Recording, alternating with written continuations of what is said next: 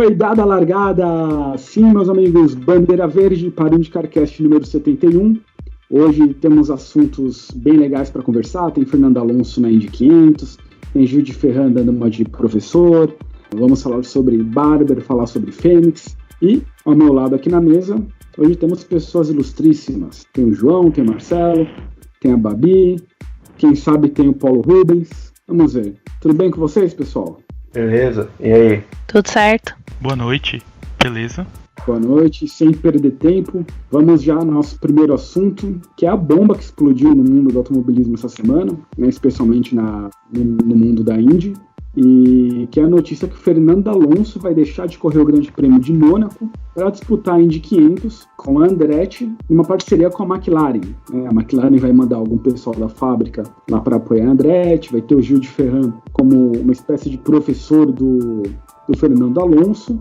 Eu não quero começar falando com vocês sobre o que vocês acham que vai ser o desempenho do Fernando Alonso. Mas assim, a primeira pergunta que eu quero fazer é a seguinte: todo mundo conhece o temperamento do Fernando Alonso, né? Ele gosta da equipe para ele quer que o retardatário abra passagem, não gosta muito de toque, né? E todo mundo sabe que na Indy não existe jogo de equipe, retardatário não precisa da passagem. Como que vocês acham que o Fernando Alonso ele vai lidar com isso na Indy? Você acha que vai ter choro?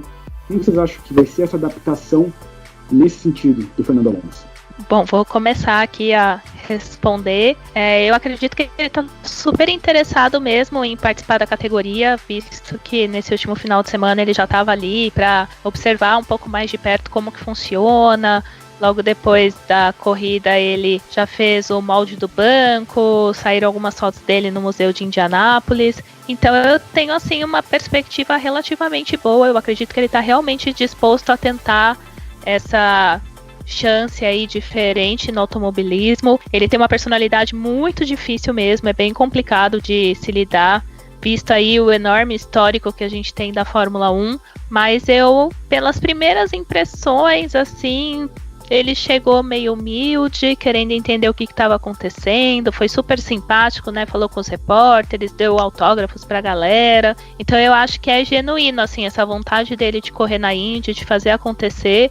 E eu acho que só por isso já vai contribuir muito pro humor dele tá bem diferente. Porque quando você tá numa categoria que teu motor é uma porcaria, teu carro quebra quase toda a prova, você tá ali há anos tentando alguma coisa e não vai pra frente. Então uma oportunidade nova como essa aí, assim, né, não é qualquer oportunidade, a gente tá falando das 500 milhas, então acho que tá fazendo muito bem pra ele, e eu tenho até que uma impressão positiva. Eu acho que ele não vai causar tanto quanto ele causa na Fórmula 1. E você acha que depois ele vai se interessar em fazer mais provas na Indy, talvez? Então eu acho que de cara não, porque ele deixou bem claro, né, que ele tem que ser o melhor. Então se ele não pode conseguir isso na Fórmula 1, ele vai tentar em outras categorias. Então por isso até ele começou as 500 milhas, e eu acho que ele vai também para as 24 horas de Le Mans.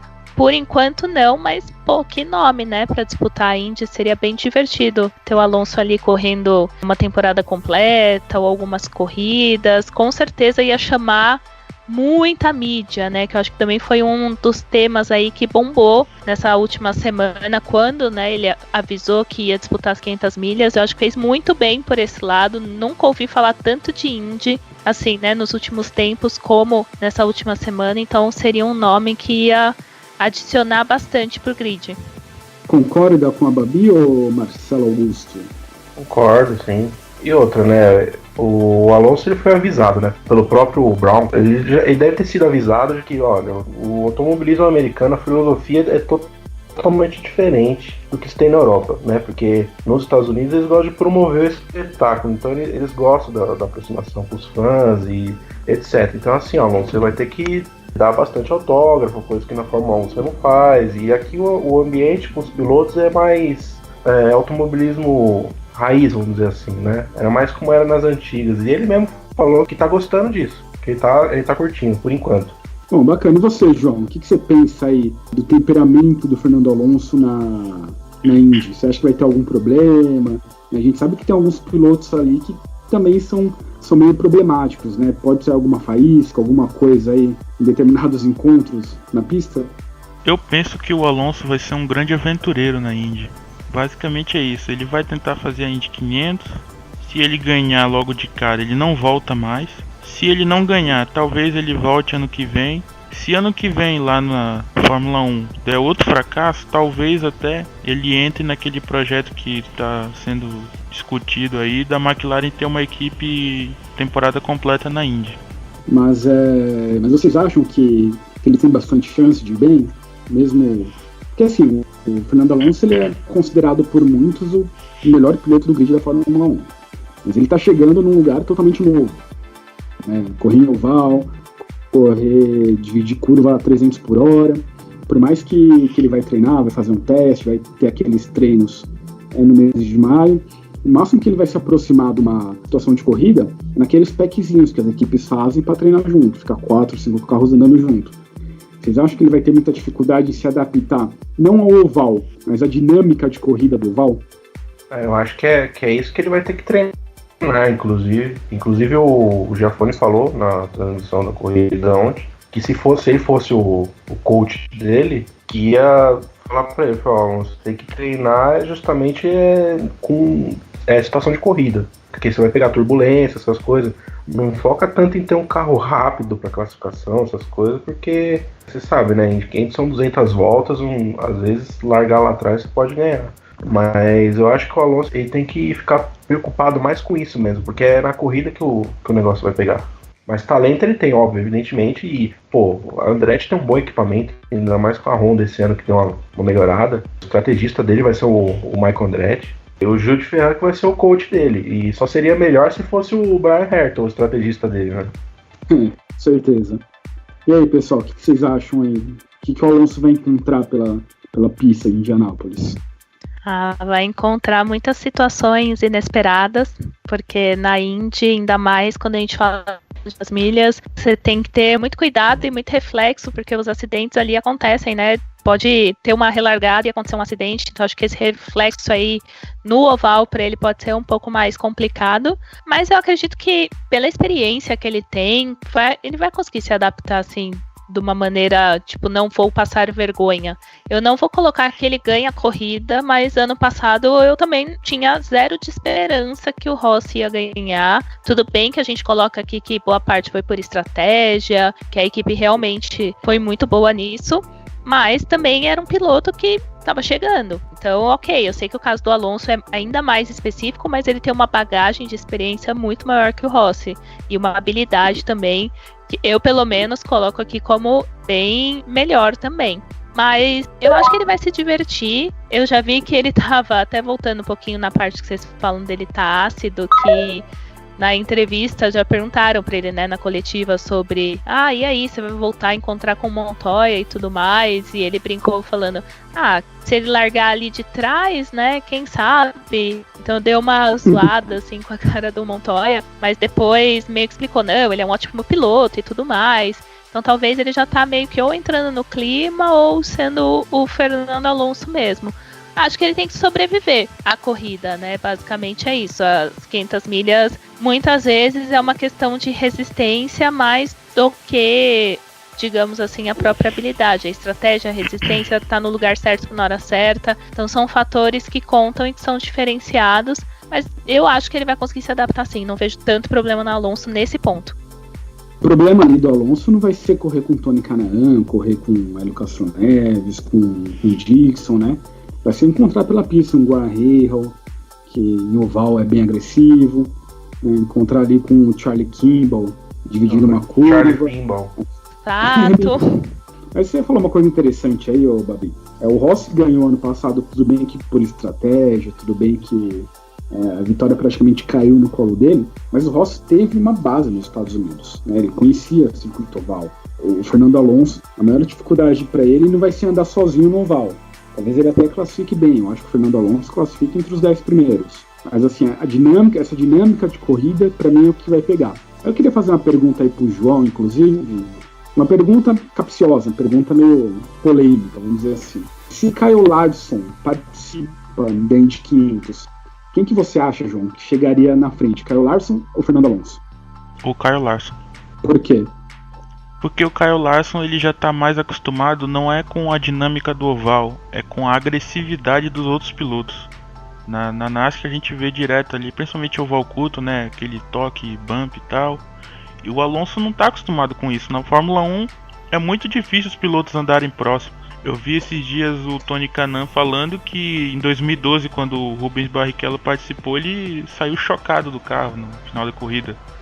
Ele não entendeu que assim, ele falou assim pro Tony Kanaan: todos os amigos que eu tenho nas últimas 20 voltas desapareceram. É isso aí. É uma corrida até a volta 180 e outra completamente diferente nas últimas 20. Então temos um acordo aqui, uma pessoa que está acostumado com a agressividade do oval tende a ir melhor, né? O estreante talvez sofra com isso. Pode ser que sim, pode ser que não, porque tudo leva... Um dos fatores principais é a estratégia também. O Rubens Barrichello ele terminou em 7º na edição que ele participou. Foi o calouro das 500 milhas. O Kurt terminou em 6º. O Kurt Busch, ele é da NASCAR, seria o Larson no caso. Eu ia chegar no Kurt Busch justamente para dar esse exemplo, né? Então, por exemplo, o Kyle Larson, ele, se não me engano, foi em 2012 ou 2013, a gente estava conversando em off no outro dia, né? O Kyle Larson foi companheiro de equipe, se não me engano, do Justin Allgaier, na Nationwide, na época era Nationwide, e do Nelsinho Piquet. Nelsinho Piquet vinha de 2 temporadas muito boas na Truck Series, e foi para uma equipe com o Kyle Larson, com base totalmente oval nos Estados Unidos, e também o Justin Allgaier. E os dois deixaram o Nelsinho Piquet muito para trás. Na minha opinião, nenhum dos dois é mais piloto que o Nelsinho Piquet. Então isso dá para ver, por exemplo, que a dinâmica do oval é para quem entende mesmo. Eu só queria adicionar mesmo essa questão, mais no marketing mesmo, porque eu vi até uma pesquisa que divulgaram sobre as tendências do Google, né? Então os assuntos que estavam sendo mais falados, e a gente estava em semana de GP do Bahrein, e Alonso nas 500 milhas foi disparado, assim, muito mais comentado. Então é muito legal de novo ter isso pra Indy, assim, ter um piloto do calibre do Alonso indo para a corrida. Eu acho que favorece muito assim a mídia e a expectativa também, porque muita gente que só assiste Fórmula 1, vou ver Mônaco ali, tudo bem, pode dar uma pincelada na Indy, o cara tá ali correndo, vou dar uma chance, vou assistir a prova, então acho que pode ser legal para todo mundo, e a gente que curte a categoria fica feliz, porque quanto mais gente melhor, né? Eu sou dessa opinião, assim, então se uma corrida pode chamar mais pessoas, quem sabe elas não se interessem aí e não continuem assistindo o restante do campeonato. E até porque temos pilotos ex-Fórmula 1 na Indy, né, mas faz muito tempo que a gente não tem um piloto que está correndo, disputando a temporada da Fórmula 1, vai para Indianápolis fazer as 500 milhas e retornar para a Fórmula 1 depois, né? Acho que o maior atrativo seja esse, não é nem só o nome do Alonso, mas é o fato do piloto, inclusive, deixar de correr em Mônaco para correr em Indianápolis. Você ia falar da McLaren, João?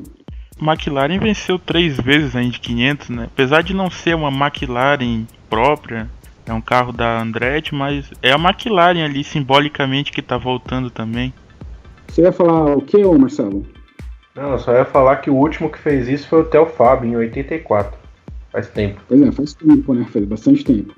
E assim, é bom frisar também que isso só tá acontecendo porque o comando da Fórmula 1 mudou, né? O próprio Bernie Eccleston falou aí esses dias que vetaria o Alonso nas 500 milhas.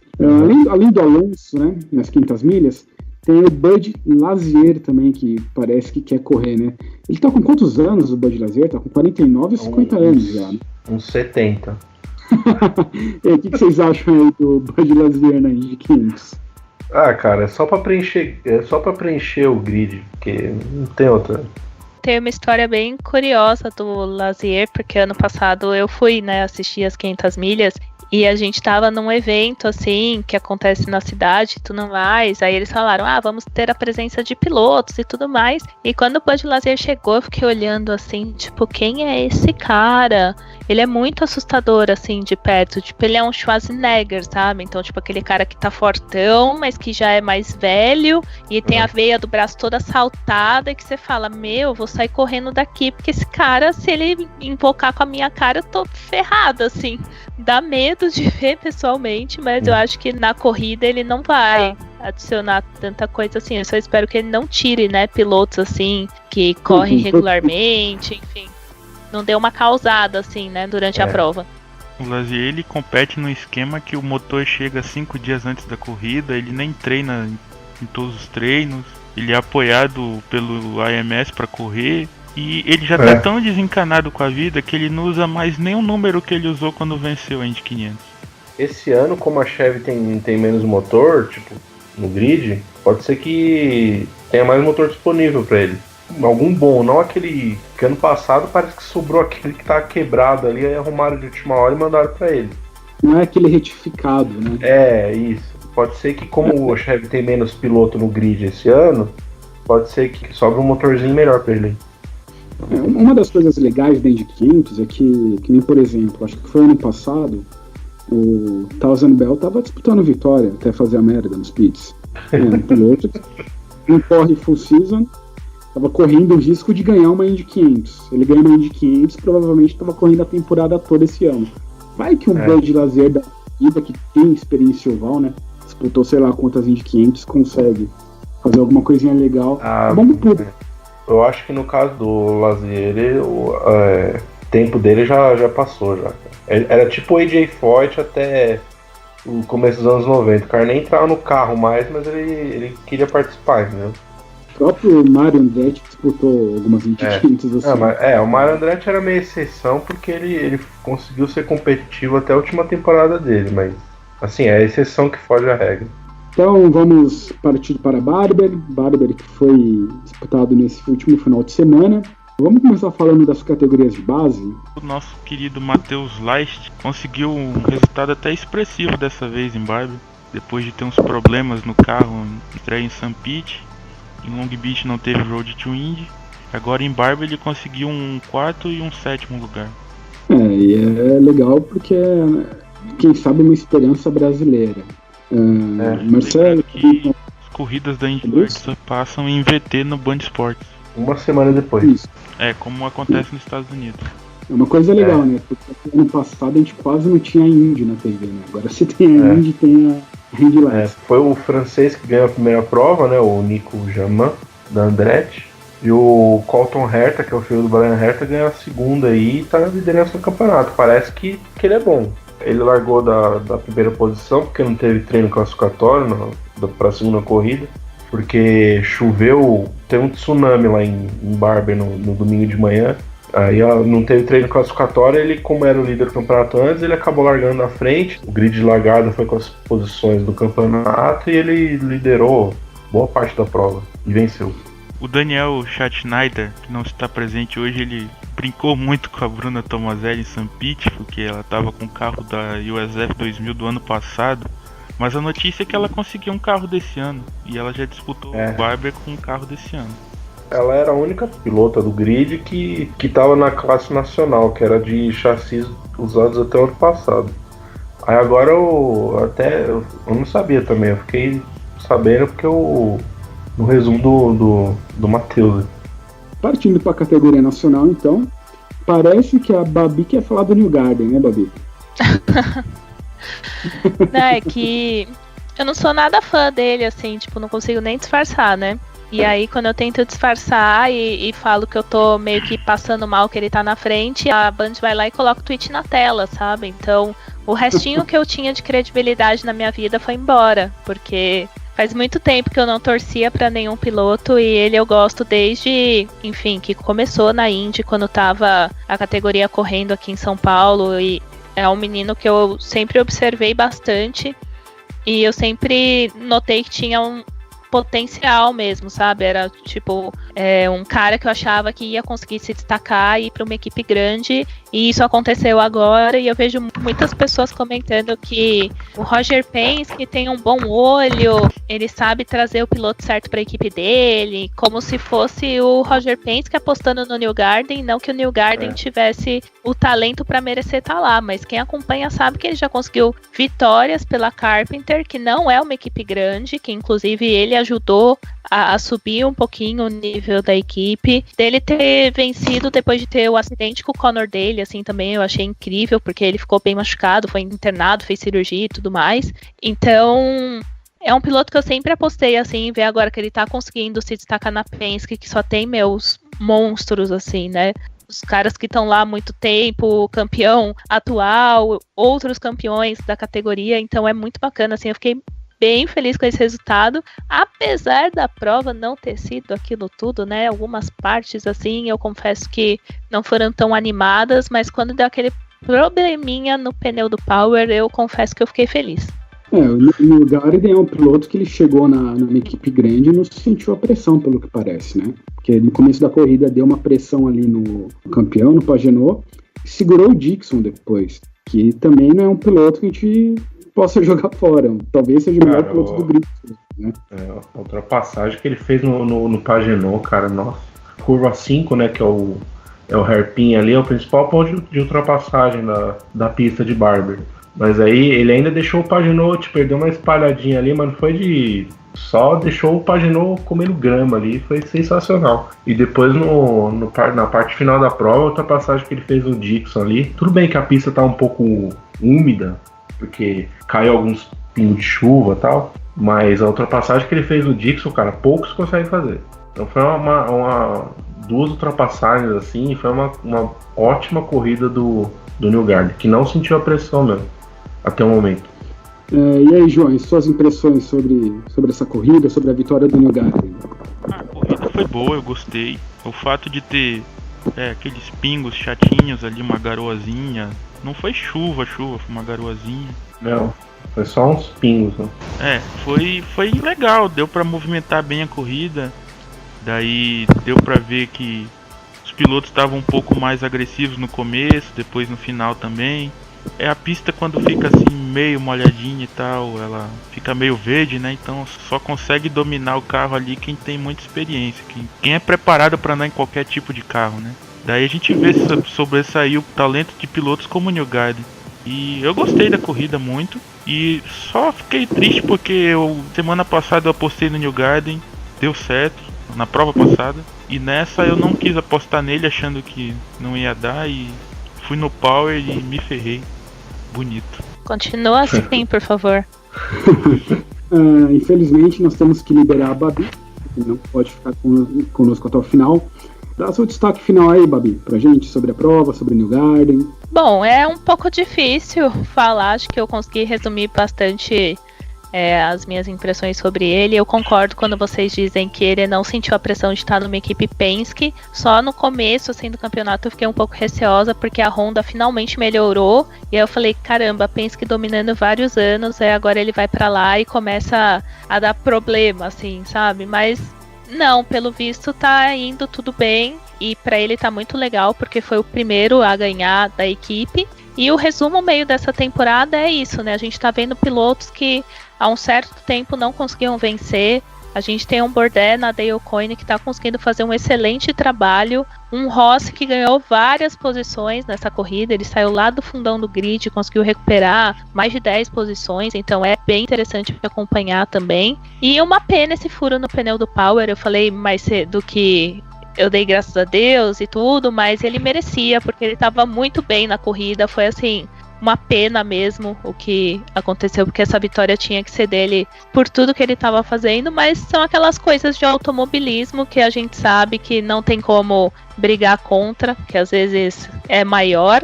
Só tô saindo mesmo do programa agora, gente. Eu queria ficar até o final com vocês, mas eu tenho a gravação do Café com Velocidade, então até já deixo para fazer o jabá aqui. A gente vai falar um pouquinho de Indy lá também, não tanto quanto aqui, então eu recomendo que vocês escutem até o final e eu vou deixar sempre pra galera os links para todo mundo também acompanhar o IndyCar Cast, que é muito bacana assim ter um programa que fale só de Indy. Quando vocês precisarem, eu tô por aqui para gravar com vocês.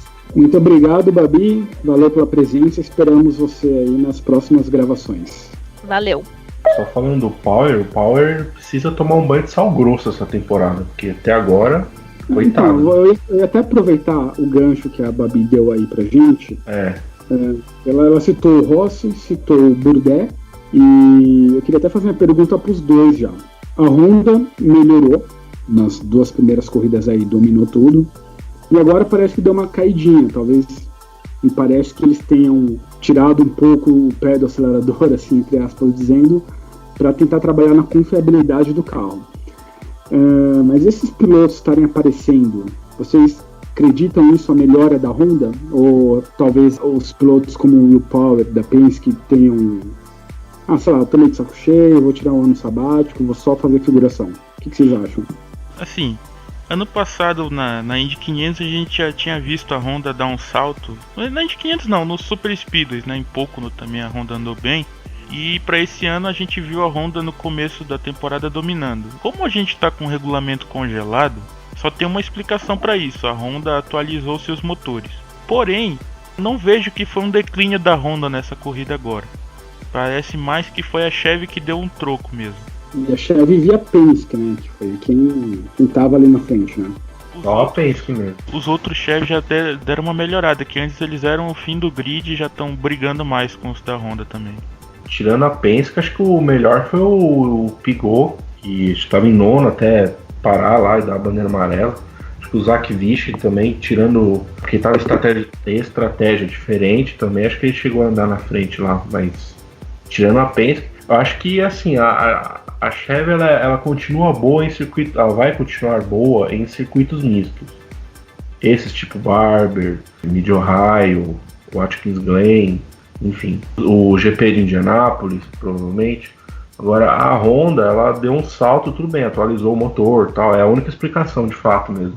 Mas ela vai continuar, e até pelos treinos em Phoenix, que teve em fevereiro ainda, final de janeiro, começo de fevereiro, a Honda e a Chevy, elas foram bastante equilibrados os treinos, com a Chevy liderando 2 treinos e a Honda os outros 2, eu acho, se não me engano.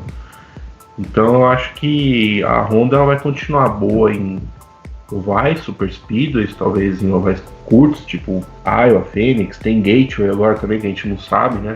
Vai ter teste lá ainda. E circuito de rua também, que é meio incógnita, né?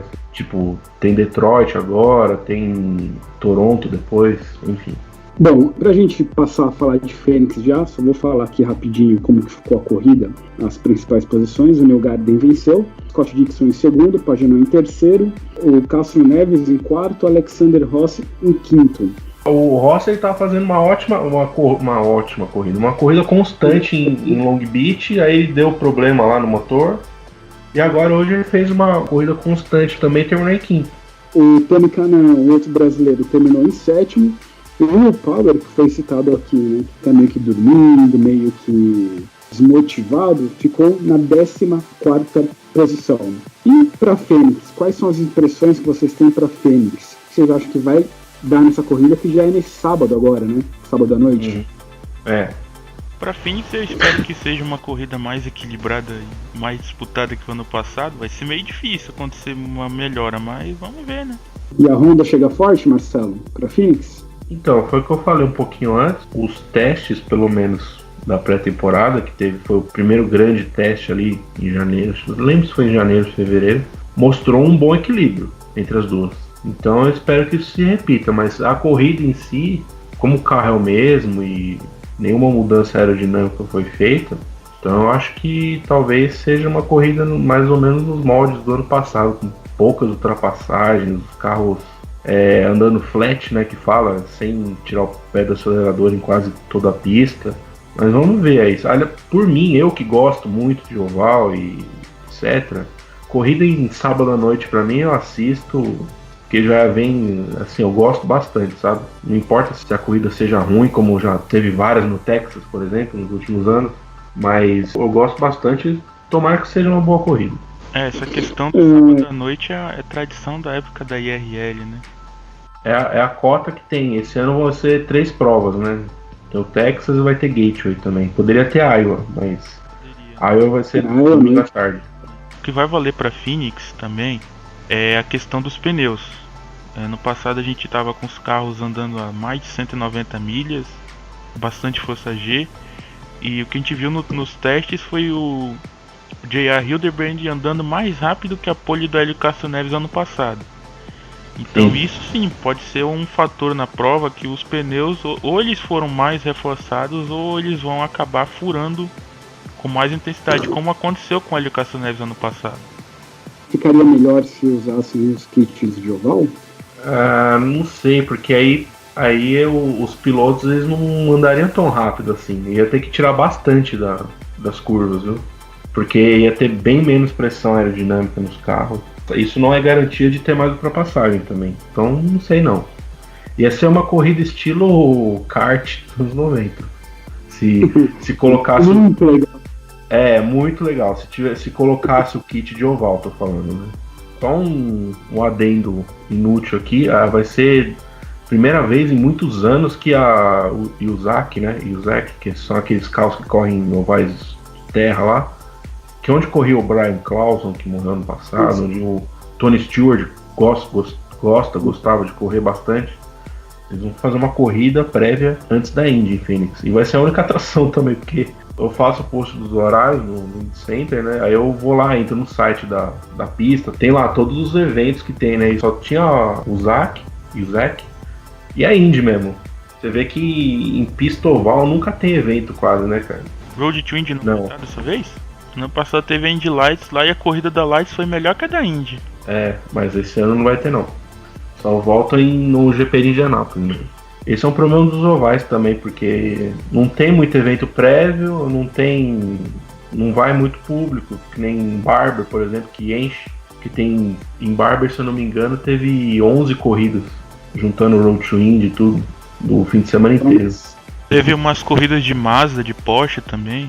Mazda, Porsche, em Long Beach, por exemplo, nenhuma categoria do Road to Indy correu também, por conta de viagem, etc, né? Saí de St. Pete para ir para Long Beach um mês. E lá não teve a corrida de celebridades também, mas lá teve outras várias categorias. Teve a IMSA correndo lá, a Can-Am Series, teve várias categorias.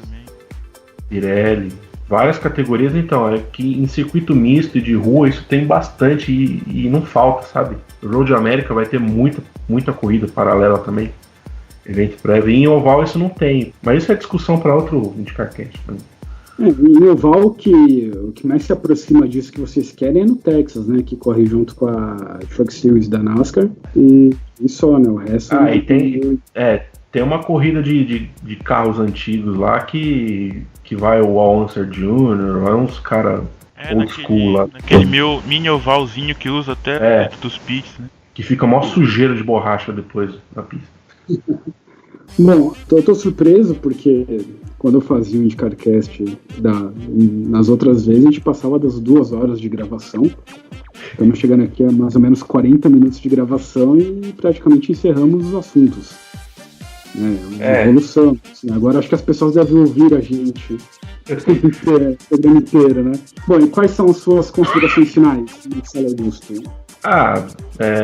Bacana de poder estar participando regularmente do IndyCarCast aí. E vamos fazer essa temporada inteira, já que ano passado não teve, mesmo com o Matheus não estando muito afim, né? Mas, fazer o quê? Mas vamos pra Fênix aí. E aí, João, e você? Quais são as considerações finais? Eu tô feliz de estar de volta, não pude participar do último por problemas de saúde, né? E vamos ver pra Phoenix, bora ver se tem uma corrida melhor, né? Eu acho que é isso, não tem muita coisa pra falar não. Eu fiquei decepcionado com o Barber porque o Will Power ferrou meu bolão e meu fantasy, né? Eu ia assumir a liderança, mas é isso. Bom, eu também tô feliz de voltar ao IndyCarCast. Fazia muito tempo que eu não participava, né? Que eu deixei de participar. 3 anos e meio. Outra vez eu já não participava dos últimos programas. Mas é isso, o IndyCarCast vai chegando ao final. Vamos fazer aqui os jabás, que eu nem sei quais são, né? Vamos falar aqui do IndyCenter Brasil. Entre no www.IndyCenter Brasil, curta a página Fórmula Indy Notícias, é isso, né, Marcelo? Tem nosso e-mail. Qual que é o nosso e-mail? Eu não lembro qual é o nosso e-mail. IndyCarCast@gmail.com. Não, só .com. E tem a nossa página no Facebook, né, IndyCarCast. Curta a nossa página lá. Agradecer aqui ao Marcelo, agradecer também a Babi, que nos deixou um pouco mais cedo. E aguardamos vocês no próximo programa. Não sei se eu estarei aqui, mas esperamos que seja uma boa corrida em Phoenix com um bom programa depois. Beleza, pessoal? Beleza, valeu. Beleza, valeu. Então, tchau, até a próxima.